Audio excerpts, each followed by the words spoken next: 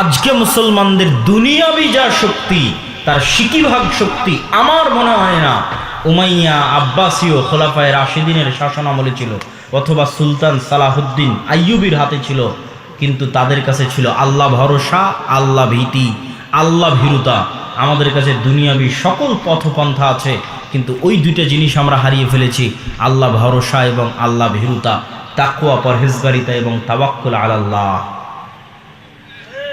সম্মানিত উপস্থিতি, মুসলমানদের আজকের এই অবস্থাকে আমি আমার বহু বক্তব্যে তুলনা করেছি যে আজকের মুসলমানেরা এই যুগের বানু ইসরাইল, এবং তুলনার মানদণ্ডটা কি সেটা দিয়ে এই বক্তব্যের শিক্ষার দিকে এগিয়ে যাচ্ছি। কিভাবে আমরা এই দাসত্ব এবং এই গোলামি থেকে মুক্তি পাবো সেটার দিকে এগিয়ে যাচ্ছি। তুলনার মানদণ্ড কোথায়? আল্লাহ সুবহানাহু ওয়া তাআলা কোরআন মাজিদে বলছেন, ওয়াইজ নাজ্জাইনাকুম মিন আলি ফিরআউন ইয়াসুমুনাকুম সুআল আযাব ইউযাববিহুনা আবনাআকুম ওয়া ইস্তাহিউনা নিসাআকুম। স্মরণ করো সেই দিনের কথা যেই দিন আমি আল্লাহ তোমাদেরকে ফেরাউনের কবল থেকে বাঁচিয়ে দিয়েছিলাম। কোন ফেরাউনের কবল থেকে বাঁচিয়ে দিয়েছিলাম? যে তোমাদের ছেলে সন্তানদের জবাই করত আর তোমাদের মেয়ে সন্তানদের জীবিত রাখত। তাহলে ওই যুগের বানু ইসরাইলদের উপর ফেরাউনের জুলুমের মাপকাঠি হচ্ছে ফেরাউন ওই যুগের বানু ইসরাইলদের ছেলে সন্তানদের জবাই করত, মেয়ে সন্তানদের বাঁচিয়ে রাখত। ঠিক কাছাকাছি ওই রকমই জুলুম আজকের যুগের ফেরাউনেরা আজকের যুগের মুসলমানদের উপর গাজাই করতেছে। কাছাকাছি ওই রকমের জুলুম, বরং তার চেয়ে ভয়ঙ্কর হতে পারে, তার চেয়ে ভয়াবহ হতে পারে। এখানে নারী পুরুষ শিশু পার্থক্য ছাড়াই গত 1.5 বছরে 50,000-এর বেশি নারী পুরুষ শিশুকে গাজার মাটিতে হত্যা করা হয়েছে। নাউজুবিল্লাহ মিন যালিক। আর সমগ্র পৃথিবীর চোখের সামনে, সমগ্র মুসলিম বিশ্বের চোখের সামনে। সম্মানিত উপস্থিতি, তাহলে আমি বলছি আজকের যুগের মুসলমানেরা আজকের যুগের বানু ইসরাইল, ওই যুগের বানু ইসরাইলের উপর যেভাবে ফেরাউনের জুলম এবং অত্যাচার চলত। এবং এটা বলার পিছনে আমার লজিক আর একটা আছে, এটার থেকে আপনাদের শিক্ষা আছে। সেই লজিকটা হচ্ছে, পবিত্র কোরআন খুলেন, সূরা বাকারা পড়েন। সূরা বাকারায় আল্লাহ সুবহানাহু তাআলা যেই জাতির বর্ণনা লম্বা সময় যাবত দিয়েছেন, সেই জাতির নাম বানু ইসরাইল। যাবত ছোট্ট ছোট্ট ঘটনা আল্লাহ বানু ইসরাইলের তুলে ধরেছে। তো বানু ইসরাইলের ঘটনা এত ব্যাপক আকারে পবিত্র কোরআনে তুলে ধরার এটি রহস্য হতে পারে যে এমন একদিন আসবে যেই দিন বানু ইসমাইল বানু ইসরাইলের মতো হয়ে যাবে। সেই দিন যেন তারা বানু ইসরাইলের এই 4000 বছর আগের ঘটনা থেকে শিক্ষা নেয়। এই জন্য উম্মতে মুহাম্মাদীর শিক্ষার জন্য বানু ইসরাইলের এত লম্বা ঘটনা আল্লাহ সুবহানাহু ওয়া তাআলা কোরআন মাজিদে তুলে দিলেন, যেন একদিন আসতে পারে যেই দিন উম্মতে মুহাম্মাদীর অবস্থা বানু ইসরাইলের মতো হতে পারে। 2-1টা কথা কি বানু ইসরাইলের, তাহলে আপনি উম্মতে মুহাম্মাদীর সাথে মিলাতে পারবেন। বানু ইসরাইলের 2-1টা কথা হচ্ছে আল্লাহ সুবহানাহু ওয়া তাআলা কোরআনে সূরা বাকারায় যেভাবে তুলে ধরেছেন। আমি শুধু 2-1টা উদাহরণ দেব।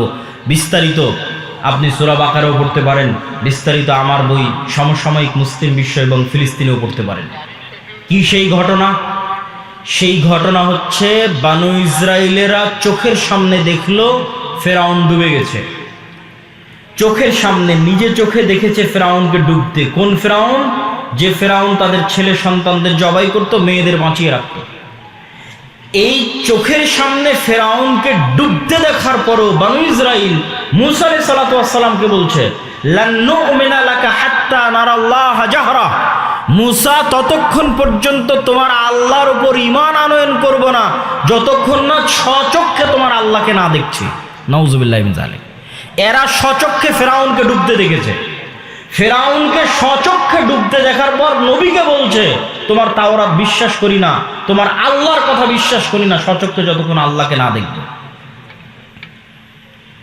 লোহিত সাগর পার হয়ে আজকের যে বিশাল মরুভূমি আছে, সিনাই মরুভূমি, এই বিশাল সিনাই মরুভূমিতেই মূসা আলাইহিস সালাতু ওয়াস সালাম বানু ইসরাইলকে নিয়ে ঘুরপাক খাচ্ছেন।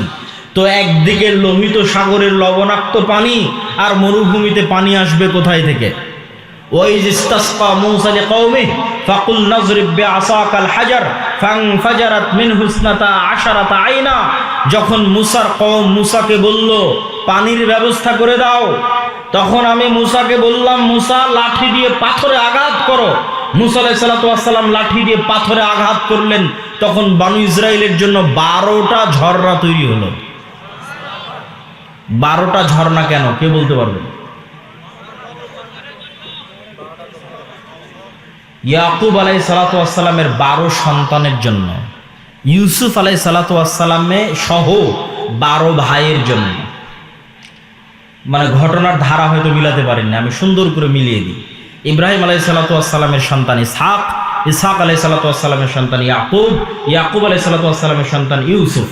এত দূর পর্যন্ত সবাই জেরুজালেমে আছে, মানে ফিলিস্তিনে আছে, আজকের মসজিদে আকসা এবং তার আশেপাশে আছে। ইউসুফ আলাইহিস সালাম কুয়াতে ভাইয়েরা ফেলে দিল, মিশরের বাজারে বিক্রি হয়ে গেলেন। তারপরে ইউসুফ আলাইহিস সালাম যখন বাপের সাথে মিলিত হয়ে গেলেন, তখন পুরো বংশ জেরুজালেম ফিলিস্তিন থেকে কোথায় চলে গেল? মিশরে চলে গেল। ইউসুফ আলাইহিস সালাতু ওয়াস সালামের 400 বছর পর মিশরে মুসা আলাইহিস সালাম আসতেছে। ইউসুফ আলাইহিস সালাতু ওয়াস সালামের 350-400 বছর পর ইউসুফ আলাইহিস সালামের ভাইদের বংশেই, ইয়াকুব আলাইহিস সালাতু ওয়াস সালামের সন্তানদের বংশেই 400 বছরে বংশ এত বড় হয়ে গেছে। 12 ভাইয়ের সন্তান, সন্তান তার সন্তান, তার সন্তান, তার সন্তান, সব নবীর সন্তান। যারা বলতেছে যে আল্লাহকে না দেখা পর্যন্ত ঈমান আনয়ন করবো না, এরা ইব্রাহিম আলাইহিস সালাতু ওয়াস সালামের সন্তান, এরা ইউসুফ আলাইহিস সালাতু ওয়াস সালাম এবং তার ভাইদের সন্তান 400 বছর পর। যারা বলতেছে তোমার আল্লাহকে বলো যে পানির ব্যবস্থা করে দিতে, তখন আল্লাহ মুসা আলাইহিস সালাতু ওয়াস সালামকে বললেন লাঠি দিয়ে পাথরে আঘাত করো, তো 12টা ঝর্ণা তৈরি হলো। 12টা ঝর্ণা কাদের সম্মানে? 12 ভাইয়ের, 12 গোত্রের, 12 বংশের সম্মানে। এমনকি মুফাসসিরিনে কেরাম লিখছে, যখন মুসা আলাইহিস সালাতু ওয়াস সালাম সমুদ্রের লাঠি দিয়ে আঘাত করেন, তখন একটা রাস্তা নয় 12টা রাস্তা তৈরি হয়েছিল। ইয়াকুব আলাইহিস সালামের 12 সন্তানের 12 বংশধরের সম্মানে 12টা রাস্তা তৈরি হয়েছিল। তারা বলতেছে যে আল্লাহকে ততক্ষণ ঈমান করবো না যতক্ষণ না দেখব। তাদের আরেকটা উদাহরণ দেখি তো, যেহেতু মরুভূমি, খাবারের কোনো ব্যবস্থা নাই, তো আল্লাহ আসমান থেকে মান্না এবং সালোয়া ব্যবস্থা করে দিয়েছে খাবারের জন্য। আর পানি, পাথর ফেটে পানি বের হচ্ছে মরুভূমির মধ্যে, পাথর ফেটে পানি বের হচ্ছে মরুভূমির মধ্যে, আসমান থেকে খাবার আসতেছে। তারপরেও তাদের সহ্য হচ্ছে না, তারা বলছে লান নাসবিরা আলা তুআমিন ওয়াহিদ উদউ লানা রাব্বাক। মুসা, এক খাবার, এই সকাল সন্ধ্যা একই মান্না সালোয়া, আর সকাল সন্ধ্যা পানি আর মান্না সালোয়া। মান্না সালোয়ার বিবরণ পড়তে গেলে আপনারা আশ্চর্য হবেন। আজকের পৃথিবীর সবচেয়ে দামি মাশরুম, যেটা কেজি বাংলাদেশি টাকায় 4 থেকে 5 লক্ষ টাকা, আজকের বাংলাদেশি টাকায় পৃথিবীর যেটা সবচেয়ে দামি মাশরুম, বিশেষ সময়ে বিশেষ কালে উৎপাদিত হয়, সেই মাশরুম আর বিশেষ এক পাখির গোস্ত হচ্ছে মান্না সালোয়া, যার 1 কেজির দাম বাংলা টাকায় 4 থেকে 5 লক্ষ টাকা। সেটা তাদেরকে জান্নাত থেকে দেওয়া হতো। তখন তারা বলছে লান নাসবিরা আলা তুআমিন ওয়াহিদিন, এক খাবার ভালো লাগে না, তোমার আল্লাহকে বলো এই মাটি থেকে আদা, রসুন, পেঁয়াজ, চাল, গম, ডাল ইত্যাদি উৎপাদন করে দিতে। তখন আল্লাহ সুবহানাহু ওয়া তাআলা বলছেন ঠিক আছে, এগুলো উৎপাদন করার জন্য তো শস্য, সবুজ শ্যামল জমি লাগবে। আছে আজও ফিলিস্তিন শস্য শ্যামল সবুজ জমি, প্রচুর পরিমাণে জাইতুন উৎপাদন হয় আজও ফিলিস্তিনে, তিন উৎপাদন হয় প্রচুর পরিমাণে। তো সেই জমি আল্লাহর মুকাদ্দাসা, পবিত্র ভূমি। কোন পবিত্র ভূমি? 400 বছর আগে এই পবিত্র ভূমিতে তোমাদের বাপদাদা ইয়াকুব, ইসহাক, ইব্রাহিম বসবাস করত। কিন্তু ইউসুফ আলাইহিস সালাতু ওয়াস সালামের কারণে তোমরা মিশরে চলে এসেছিলে, তার 400 বছর পর আজকে তোমরা এখানে। তো এই মাটি তোমাদের, তোমরা এখন সেই মাটি বিজয়ের জন্য যুদ্ধে অবতীর্ণ হও। তখন এরা সব নবীর সন্তান, তারা বলতেছে মুসা আলাইহিস সালাতু ওয়াস সালামকে, ইযহাব আনতা ওয়া রাব্বুকা ফাকাতিলা, মুসা তুমি আর তোমার আল্লাহ গিয়ে যুদ্ধ করো। নাউযুবিল্লাহি মিন যালিক। তাহলে খালি বনি ইসরাইলের 2-1টা ঘটনার উদাহরণ দিলাম, যেই ঘটনাগুলো আল্লাহ কোরআনে বলেছেন সূরা বাকারাতে। আমি 2-1টা করে আয়াত পড়েছি আর সেখান থেকে অনুবাদ করেছি। তাহলে এবার বলেন তো, নবীদের সন্তানেরা 400 বছরে এতটা সংকীর্ণ মনা, এতটা ন্যারো মাইন্ডেড, এতটা আত্মমর্যাদাহীন, এতটা আত্মসম্মানহীন, এতটা গোলামের স্বভাবে কিভাবে তাদের চরিত্র পরিবর্তন হয়ে গেল। আমি যখন প্রথম ইউরোপ যাই তখন মূলত আমি এই হিসাবটা মিলাতে পেরেছি।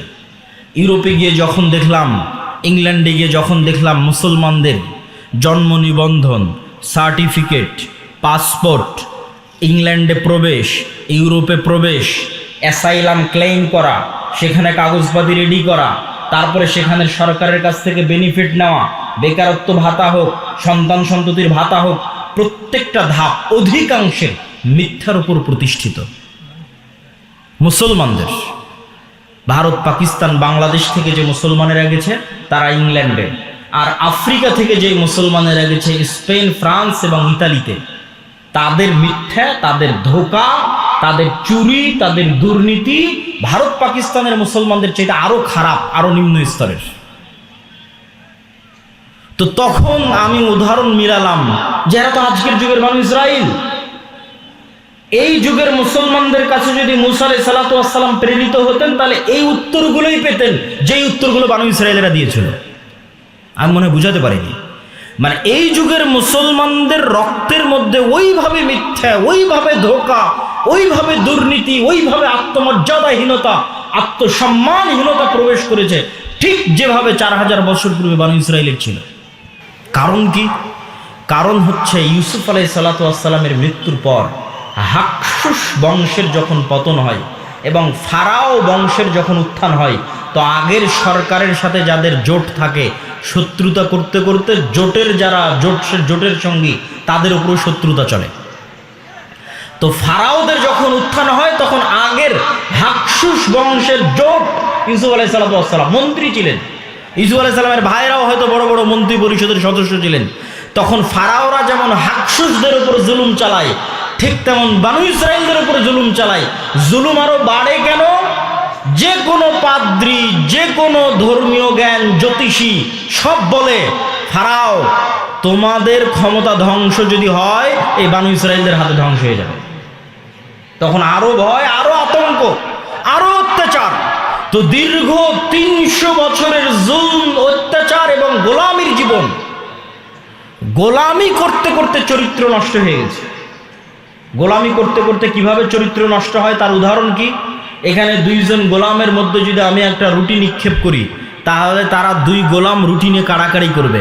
একটা রুটি পাওয়ার জন্য মিথ্যা বলবে, একটা রুটি পাওয়ার জন্য ধোঁকা দিবে, একটা রুটি পাওয়ার জন্য মারামারি লেগে যাবে। এটা জন্মগত স্বভাব তৈরি হবে গোলামদের মধ্যে।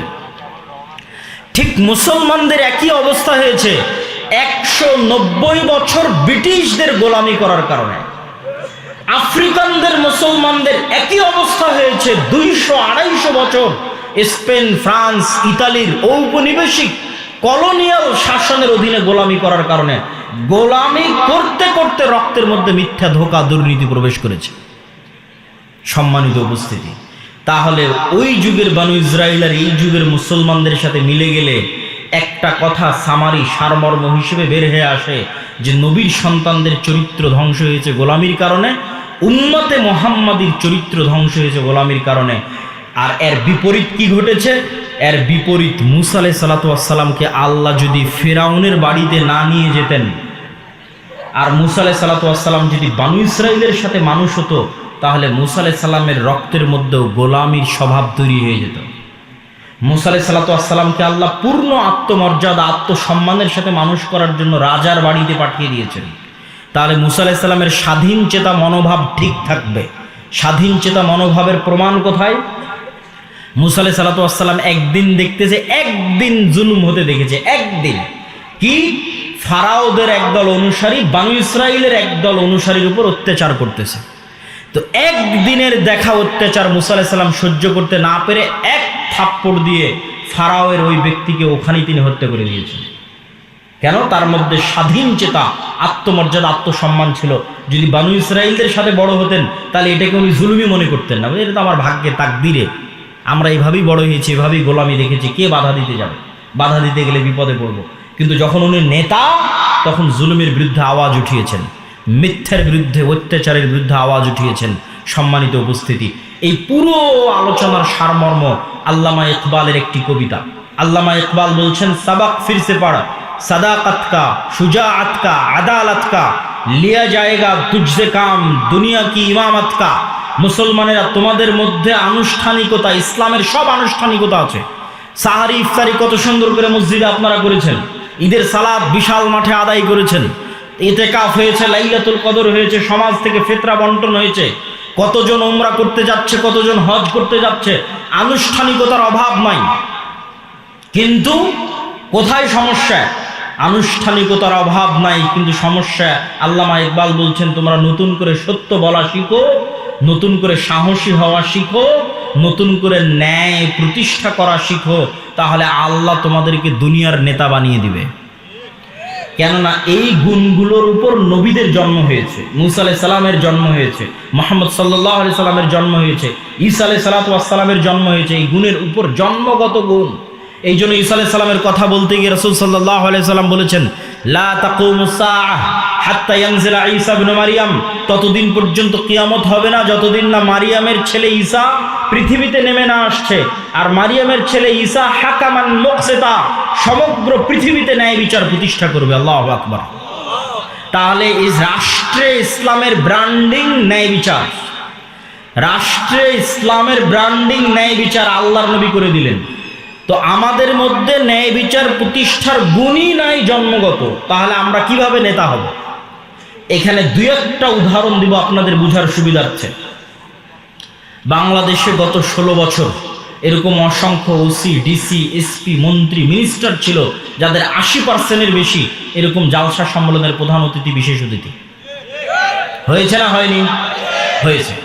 গত 16 বছর এরকম অসংখ্য ওসি, ডিসি, এসপি, মন্ত্রী, এসিল্যান্ড, সাব রেজিস্ট্রার ছিল যাদের অন্তত 70%-এর বেশি উমরা করেছে। আমার আইডিয়া যে অন্তত 50%-এর বেশি উমরা করেছে, আর অন্তত 30-40% হবে নামাজি, আর অন্তত 2 থেকে 5% হবে মুখে দাঁড়িয়ে আছে এবং কপালে কড়া পড়ে গেছে। কিন্তু ওই যে ঈসা আলাইহিস সালামের জন্য আল্লাহর নবী যে শব্দ ব্যবহার করলো, যে ঈসা আলাইহিস সালাম যেই দিন পৃথিবীতে আসবে সমগ্র পৃথিবীতে ন্যায় প্রতিষ্ঠা করবে।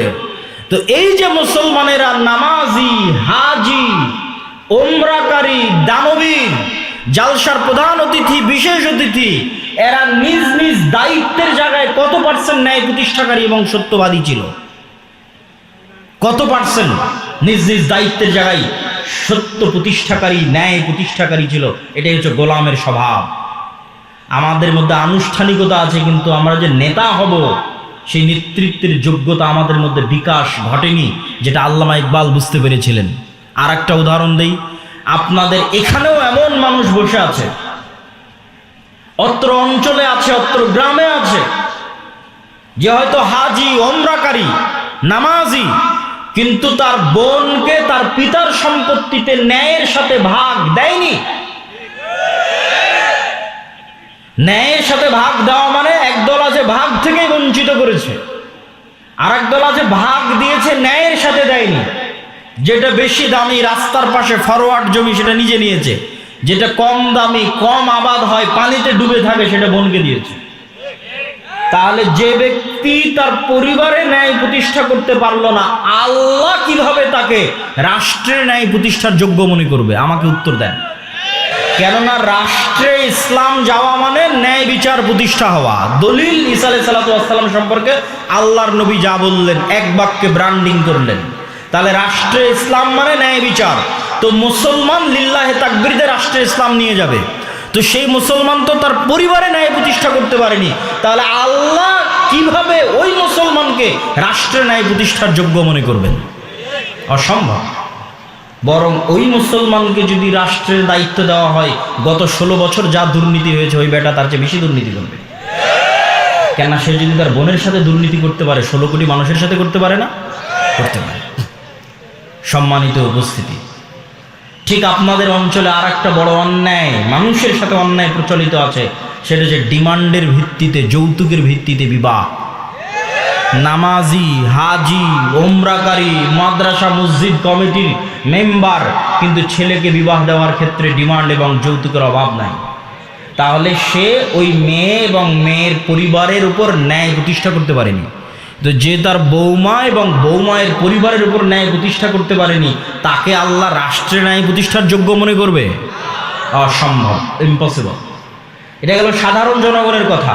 আর প্রথমে গেল যারা রাষ্ট্রের বিভিন্ন দায়িত্বে আছে তাদের কথা। এবার আসেন আলেম ওলামাদের কথা। মসজিদ, মাদ্রাসা, ইসলামী দল, ইসলামী সংগঠন, সব জায়গায় ইসলামের বাহ্যিক আনুষ্ঠানিকতা বিরাজমান আছে। দাড়ি, টুপি, সালাত, সিয়াম, হজ, যাকাত সব কিছু আছে। কিন্তু আপনি আশ্চর্য হবেন যে ন্যায় কতটুকু আছে সেটা যদি খুঁজতে যান পার্সেন্টেজে মিলবে না। দেখবেন যে ইসলামী দলের আমির তার ওই কর্মীকেই ছাঁটাই করে দিয়েছে যেই কর্মী বেশি পরিশ্রম করে, আর ওই কর্মীকে পদ দিয়ে দিয়েছে যে বেশি চামচামি করে। তার মানে সে তার দলে ন্যায় প্রতিষ্ঠা করতে পারে। এবং যেখানে যত মসজিদ, মাদ্রাসা, দলে গন্ডগোল আছে, আহলে হাদিস হোক, হানাফি হোক, মাযহাব মাসলাক নির্বিশেষে যেখানেই দেখবেন গন্ডগোল আছে, ওখানে যে বুঝবেন এখানে ন্যায় পরায়ণতার অভাব আছে। আলেম হতে পারে, হাজি হতে পারে, কিন্তু ন্যায় প্রতিষ্ঠা করতে পারেনি। হয় আমির না হয় কর্মী, দুই দলের যে কোনো এক দল ন্যায় প্রতিষ্ঠা করতে পারেনি। সম্মানিত উপস্থিতি, আর যতক্ষণ ন্যায় প্রতিষ্ঠাকারী, সত্য প্রতিষ্ঠাকারী না হবে, ততক্ষণ আল্লাহর দৃষ্টিতে নেতা হিসেবে যোগ্য বলে বিবেচিত হবে না। তো আল্লাহর দৃষ্টিতে নেতা হিসেবে যোগ্য বলে বিবেচিত হলে আল্লাহ রাষ্ট্র ক্ষমতার দায়িত্ব দিবে। এই জন্য আমি উদাত্ত আহ্বান জানাবো যে আজকের এই আলোচনা থেকে আমরা এতটুকু কি শিক্ষা গ্রহণ করতে পারি না যে আমাদেরকে সত্যবাদী এবং ন্যায় প্রতিষ্ঠাকারী হতে হবে? পারি না? একটা হাদিস আপনাদের সামনে পেশ করি। সাবআতু ইযিল্লুহুমুল্লাহ ইয়াওমা লা যিল্লা ইল্লা যিল্লুহ। 7 শ্রেণীর মানুষকে কিয়ামতের মাঠে আল্লাহ বিশেষ ছায়া দিবেন। তো এই বিশেষ ছায়া দেওয়ার যে 7 শ্রেণীর লিস্ট আছে, এই লিস্টের 1 নম্বরে তাহাজ্জুদ গুজারকে, নফল সিয়াম পালনকারীকে, দানবীরকে, মসজিদে জামাতে সালাত আদায়কারীকে, সকলকে অতিক্রম করে 1 নম্বরে পৌঁছে গেছে ন্যায় প্রতিষ্ঠাকারী দায়িত্বশীল। কেন? ইমামুন আদেল। কেন? ন্যায় প্রতিষ্ঠা করা আল্লাহর সবচেয়ে বড় গুণ। বলেন আল্লাহু আকবার। আল্লাহ বলছেন আমি আদেল, আমি ন্যায় পরায়ণ, ন্যায় প্রতিষ্ঠাকারী। হারামতু যুলমা আলাইয়া, আমার উপর জুলম করাকে আমি হারাম করে নিয়েছি। পৃথিবীর মানুষ যদি কোথাও ন্যায় বিচার না পায়, তাহলে আমি আল্লাহ কিয়ামতের মাঠে ন্যায় বিচার বুঝিয়ে দেব। তাহলে ন্যায় প্রতিষ্ঠা করা কার গুণ? আল্লাহর গুণ। আর পৃথিবীর সকল ক্ষমতার মালিক কে? আল্লাহ। যখন এবার ওই গুণের সাথে মিলে যাবে, তখন আল্লাহ সুবহানাহু ওয়া তাআলা ওই ব্যক্তিকে যোগ্য মনে করবে যে সেও নেতা হওয়ার যোগ্য, তাকে এবার আমি একটু ক্ষমতা দিই। তখন মুসলমানদের হাতে এমনি ক্ষমতা চলে আসে। এমনি রাষ্ট্র ক্ষমতা, যোগ্য হতে হবে রাষ্ট্র ক্ষমতা পাওয়া আল্লাহর দৃষ্টিতে, মানুষের দৃষ্টিতে বলিনি।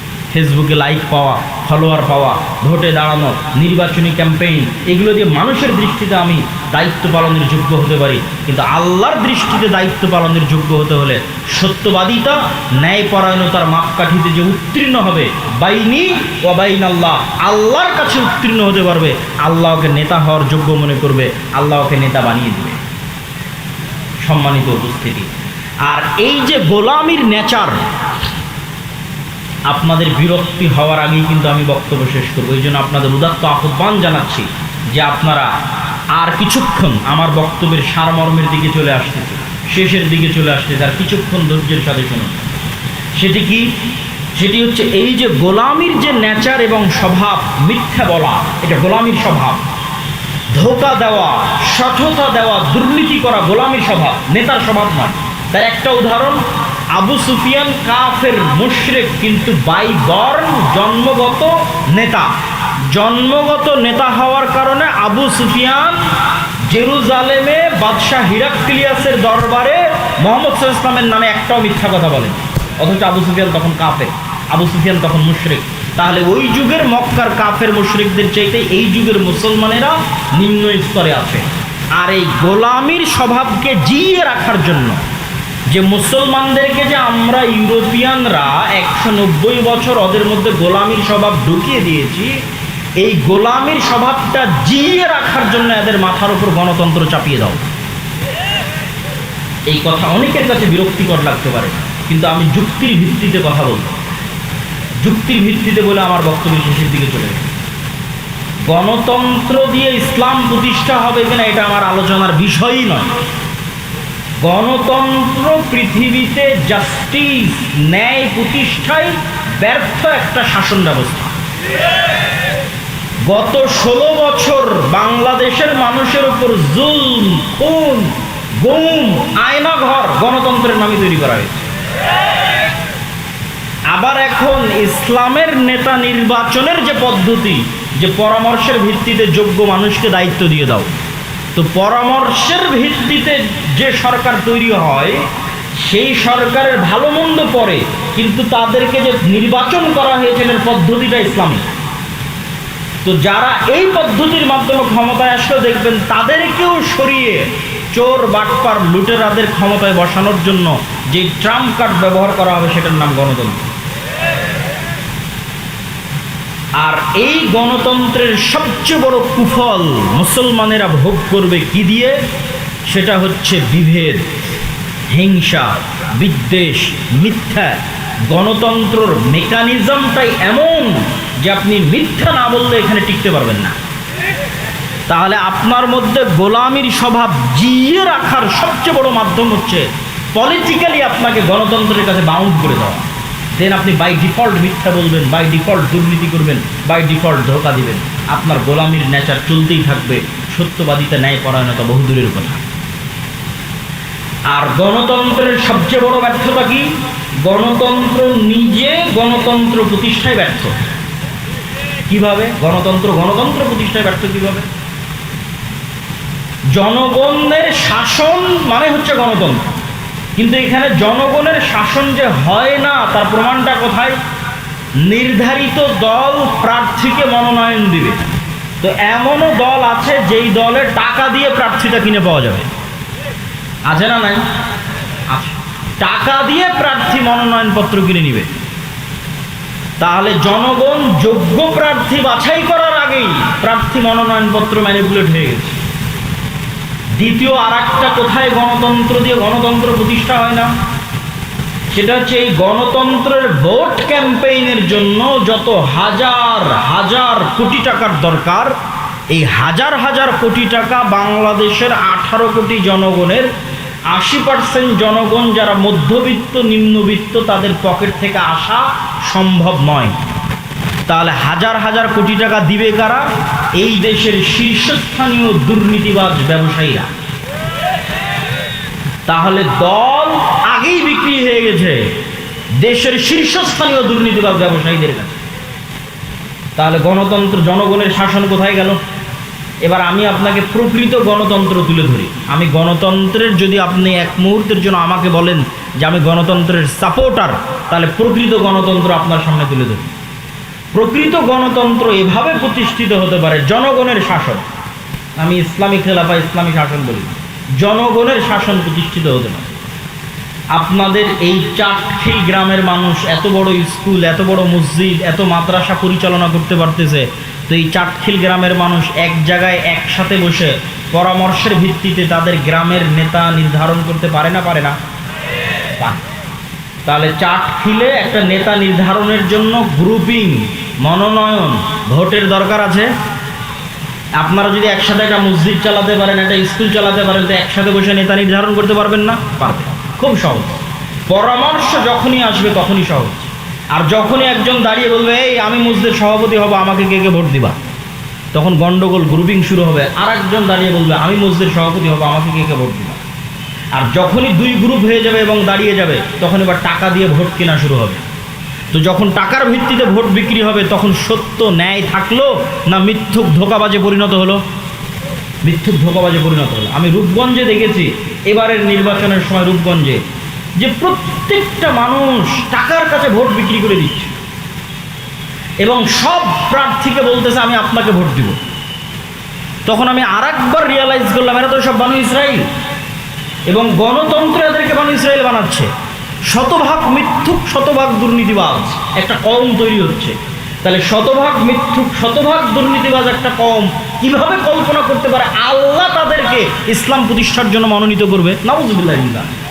কেমনে কল্পনা করতে পারে যে আল্লাহ তাদেরকে ইসলাম প্রতিষ্ঠার জন্য মনোনীত করবে? কেমনে? অসম্ভব, ইম্পসিবল। পৃথিবী উল্টে গেলে অসম্ভব, এটা হবে না।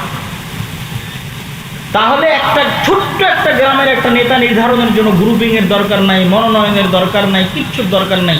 একসাথে গ্রামবাসী বসে তার নেতা নির্ধারণ করতে পারে।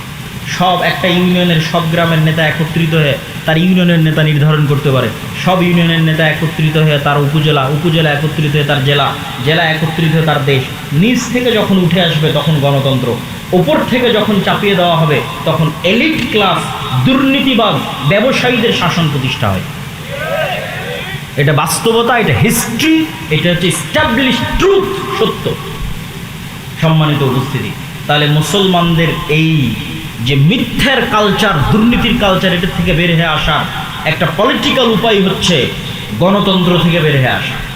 আর একটা অর্থনৈতিক দিক থেকে মুসলমানদের মিথ্যা বলা শেখানো হয়, এটা বলে আমার বক্তব্য শেষ করে দিব। সেটা হচ্ছে সুদ। সেটার নাম কি? সুদ। কিভাবে? ইসলামের কর্জের থিওরি যদি আপনি পড়েন, ইসলামিক ফাইন্যান্স করতে গিয়ে এটা আমি দেখেছি যে রাসূলুল্লাহ সাল্লাল্লাহু আলাইহি ওয়াসাল্লাম এবং আল্লাহ সুবহানাহু ওয়া তাআলা, মানুষ মরে যাচ্ছে তখন কর্জ নিবে, মেয়ের বিয়ে দিতে পারতেছে না, অপারেশন হচ্ছে, টাকা নাই, তখন কর্জ নিবে।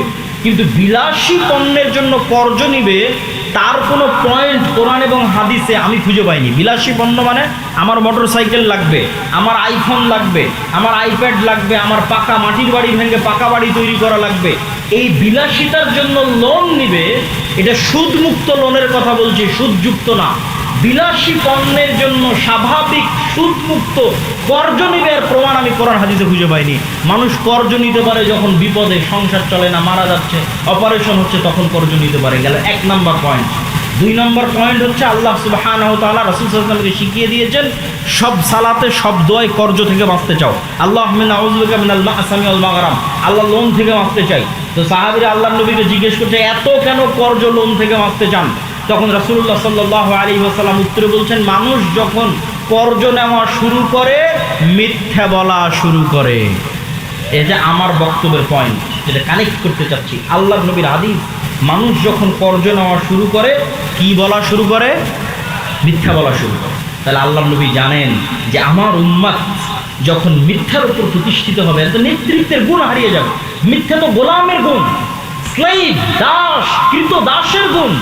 তাহলে যে পরিবার ক্ষুদ্র লোন নিচ্ছে কিস্তিতে, ওর মা মিথ্যা বলছে, ওর বাপ মিথ্যা বলছে, ওর ছেলে মিথ্যা বলছে, পুরো পরিবার মিথ্যার উপর প্রতিষ্ঠিত হচ্ছে, এই পরিবারকে কিভাবে আল্লাহ চয়েস করতে পারে যে তাদেরকে দিয়ে আল্লাহ রাষ্ট্রের ইসলাম প্রতিষ্ঠা করবে? সম্ভব। এই জন্য রাসূল সাল্লাল্লাহু আলাইহি ওয়াসাল্লাম জানেন কোথায় কোথায় নেতৃত্বের গুণাবলী সুদে ধ্বংস হতে পারে। সুদ এমন এক ব্যবস্থা যা পৃথিবীর হিন্দু, বৌদ্ধ, ইহুদি, খ্রিস্টান, মুসলমান সবাইকে গোলাম বানাতে পারে। সম্মানিত উপস্থিতি, এই জন্য সমগ্র পৃথিবীতে অন ওয়ার্ল্ড অর্ডার, এক সিস্টেম চলতে হবে। পলিটিক্যালি ডেমোক্রেসি লাগবে, অর্থনৈতিকভাবে সুদ লাগবে। এটাই হচ্ছে জায়রিস্টদের থিওরি। পলিটিক্যালি গণতন্ত্র, অর্থনৈতিকভাবে সুদ। এই দুইটার বিরুদ্ধে যেদিন মুসলমানেরা যুদ্ধ করতে পারবে, এই দুটো থেকে যেদিন মুসলমানেরা মুক্ত হয়ে যাবে, ওই দিন মুসলমানেরা গোলামির জিনজির থেকে মুক্ত হয়ে যাবে। আল্লাহ সুবহানাহু ওয়া তাআলা আমাদের কবুল করুক। আল্লাহুম্মা আমিন। ওয়া আখিরু দাওয়ানা আনিল হামদুলিল্লাহি রাব্বিল আলামিন। আসসালামু আলাইকুম ওয়া রাহমাতুল্লাহি ওয়া বারাকাতুহু। আলহামদুলিল্লাহ, আজকের মতো আমাদের আয়োজন এখানে শেষ হচ্ছে। আমরা